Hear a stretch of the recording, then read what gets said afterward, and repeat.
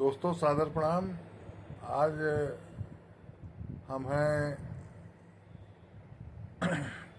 प्रसिद्ध शिक्षाविद बस्ती जनपद के जिला सहकारी बैंक के चेयरमैन श्री राजेंद्र नाथ तिवारी जी के पास। राजेंद्र नाथ तिवारी जी राष्ट्रीय स्वयंसेवक सेवक के कई महत्वपूर्ण पदों पर सुशोभित होने के बाद आज ये एक हिंदी दैनिक के संपादक भी हैं। तो परम आदरणीय गुरु जी, हिंदी दिवस के अवसर पर आप कुछ देशवासियों को संदेश देना चाहेंगे? प्रथमतः हिंदी दिवस के शुभ अवसर पर मैं सभी देशवासियों के श्री चरणों में प्रणाम करते हुए सबसे अपेक्षा करता हूँ कि हिंदी को राष्ट्रभाषा का दर्जा दिलाने में मदद करें।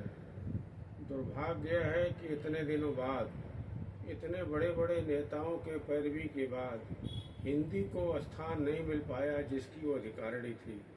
वास्तव में हिंदी राजरानी है और संस्कृत राजमाता है और अंग्रेजी नौकरानी है, लेकिन नौकरानी इतना ज़्यादा हावी हो गई है भारत की मानसिकता पर कि वो हर प्रकार से भाषाहीन होने के बाद, व्याकरणहीन होने के बाद, गुलामी की मानसिकता के नाते हमारे नेता, हमारे वकील, हमारे शिक्षाविद और हमारे शिक्षक सब अंग्रेजी के पीछे भाग रहे हैं। इसलिए आज आवश्यकता इस बात की है कि हिंदी का व्यापक शब्दकोश बनाया जाए और हिंदी की व्यावहारिकता का पक्ष याद रखा जाए। जैसे इंटरनेट एक ऐसा शब्द है जिसको हम सारे लोग, चाहे छोटा हो चाहे बड़ा हो, इंटरनेट न कह करके नेट कहता है, लेकिन इसका हिंदी जो हमने बनाया है वो इंटरनेट से भी ज़्यादा कठिन है। इसकी हिंदी है अंतर्जाल, जिसको कहने में भी कठिनाई होती है। इसलिए मेरा आग्रह है कि हिंदी उपेक्षा, उपहास और घृणा की पात्र होती रही है। आज देश में राजभाषा हिंदी को महात्मा गांधी ने कहा था कि देश की अगर कोई संपर्क भाषा हो सकती है तो हिंदी हो सकती है। हिंदी विरोधी नेता श्री राजगोपालाचारी ने भी कहा था हिंदी में सामर्थ्य है कि वह देश की संपर्क भाषा बने। और योगी राज अरविंद ने तो यहाँ तक कह दिया, स्वामी विवेकानंद ने, हिंदी विश्व की संपर्क भाषा हो सकती है। और हिंदी को आवश्यकता इस बात की है कि हिंदी जानने वाला अपने को असहाय और उपेक्षित मानता है। 2 अक्षर का अंग्रेजी जानने वाला अपने को 30 मार खां बोलता है।